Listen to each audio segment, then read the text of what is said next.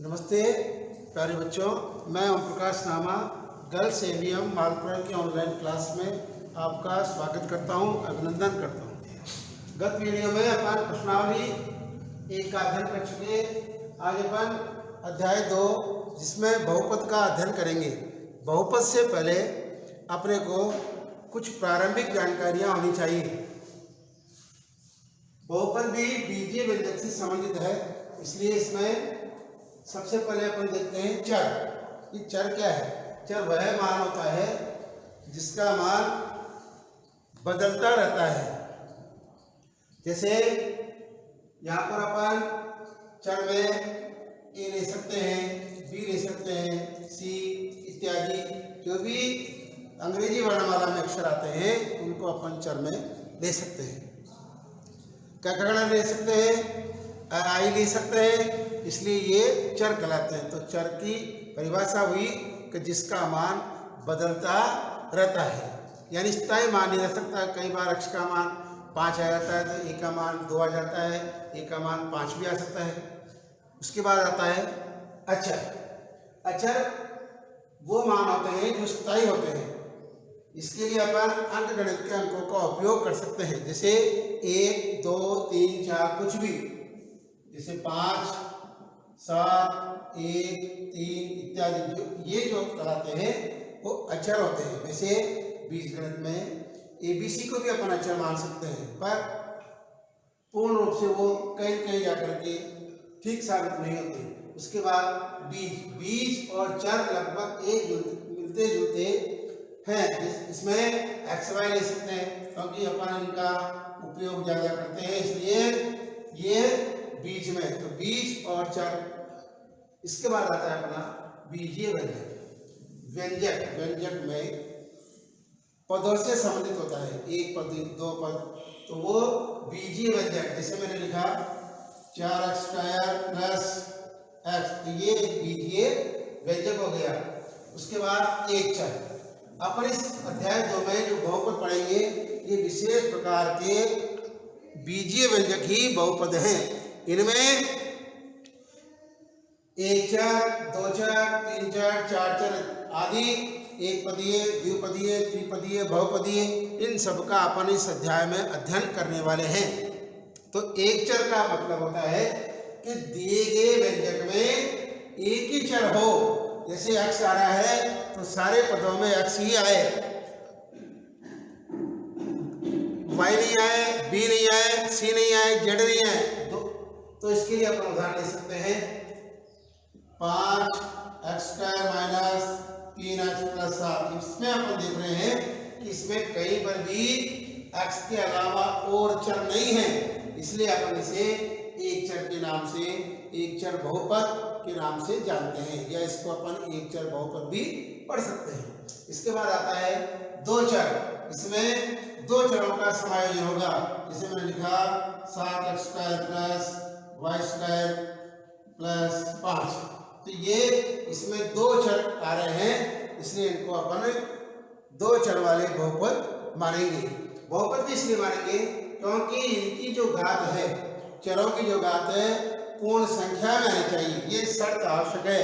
बहुपद के लिए जो घात आती है वो पूर्ण संख्या में आए। जैसे यहाँ पर x² की घात 2 है, x की घात 1 है, जो अपन जानते हैं। अपन ने पिछले वीडियो में पढ़ा था पूर्ण संख्याओं के बारे में। इसके बाद आता है 3 चर।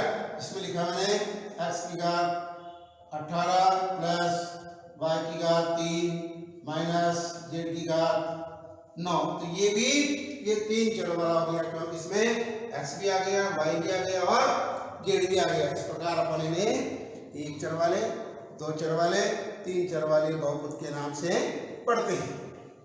आगे चलते हैं। घात के बारे में पिछले वीडियो में भी अपन ने कई बार देखा था। आधार के ऊपर जो संख्या आती है वो घात कहलाती है। पूर्ण संख्या जो है वो अपन जानते ही हैं, 0 से प्रारंभ होने वाली सारी संख्याएं पूर्ण संख्या हैं, तो वो अपन पढ़ चुके। तो घात के बारे में भी जानते हैं और पूर्ण संख्या के बारे में जानते हैं। इस प्रकार अपन को ये सूक्ष्म जानकारी इस अध्याय से पहले हो गई। अब अपन प्रश्नावली 2.1 का पहला प्रश्न पढ़ रहे हैं। निम्नलिखित व्यंजकों में कौन कौन से एक चर में बहुपद हैं और कौन कौन से नहीं हैं, कारण के साथ अपना उत्तर दीजिए। तो अभी मैंने बताया एक चर में, यानी जैसे x आ रहा है तो x x ही आना चाहिए, वो ही होगा। जैसे इसमें पहला प्रश्न है, अपन देख रहे हैं 4x² - 3x + 7, तो ये अपन इसमें लिख सकते हैं दिया गया व्यंजक, दिए गए व्यंजक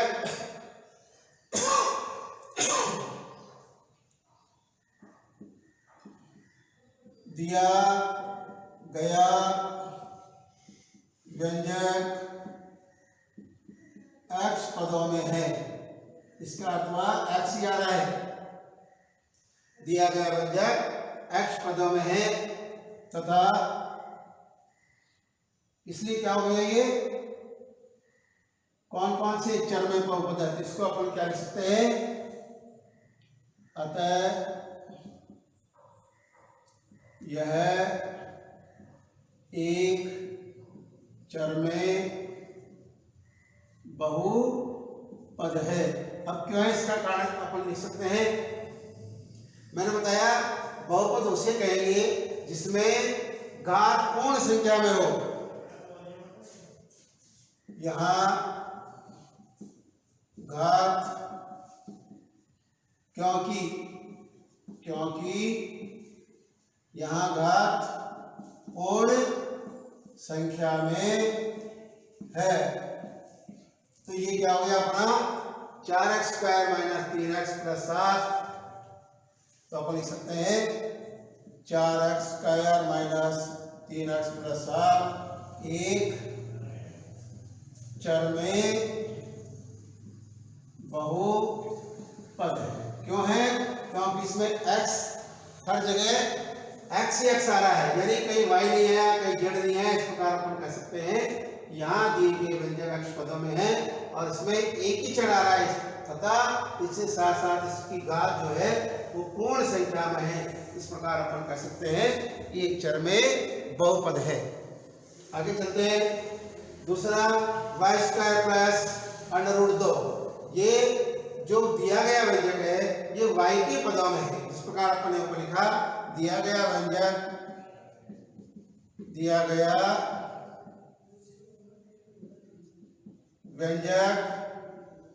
y पदों में है। इसका मतलब होता है प्रश्न में कौन सा चर उपयोग हो रहा है। इस प्रकार अपन इसको लिखते हैं दिया गया व्यंजक y पदों में है, तो क्या हो जाएगा ये, अतः यह एक चर बहुपद है। इसका कारण लिख सकते हैं अपन, क्योंकि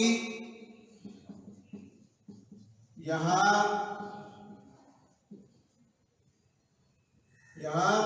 घात पूर्ण संख्या में है। जैसे y² की घात y की घात 2 है, इसलिए अपन कह सकते हैं घात पूर्ण संख्या में है। तो प्रश्न क्या था अपना, y² + 2 एक चर बहुपद है। इसके बाद अपन प्रश्न नंबर 3 देखते हैं। इसमें देखने से पता चल रहा है कि ये दिया गया व्यंजक t पदों में तो है, दिया गया व्यंजक t पदों में है, लेकिन यहाँ 3 करनी t + t करनी 2 आ गया, तो अपन लिख सकते हैं दिया गया व्यंजक t पदों में है परंतु बहुपद नहीं है, क्योंकि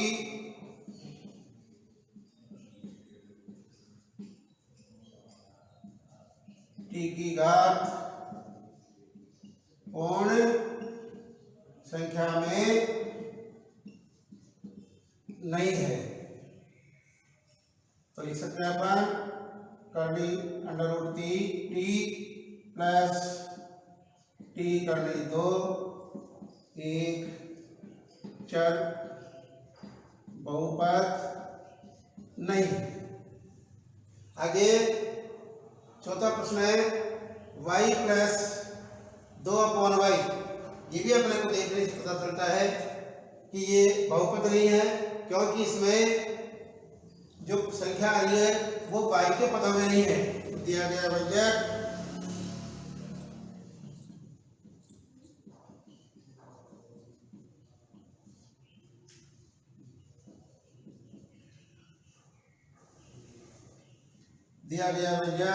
y पदों में है, परंतु बहुपद नहीं है, क्योंकि y की घात पूर्ण संख्या में नहीं है। तो क्या हुआ, y प्लस 2/y एक चर बहुपद नहीं है। पांचवा प्रश्न देखते हैं। अपन ने इधर समझा था एक चर में एक ही चर वाली राशि यानी x है तो x ही आना चाहिए। दो चरों में x y आ सकता है, a b आ सकता है, p q आ सकता है। तो अपन देख रहे हैं यहाँ पर अपने को लग रहा है कि तीन चर आ रहे हैं। यहाँ क्या दिया गया व्यंजक तीन चरों वाला पद है। दिया गया व्यंजक तीन चरों वाला पद है, परंतु इसमें जो घात आ रही है वो पूर्ण संख्या में आ रही है।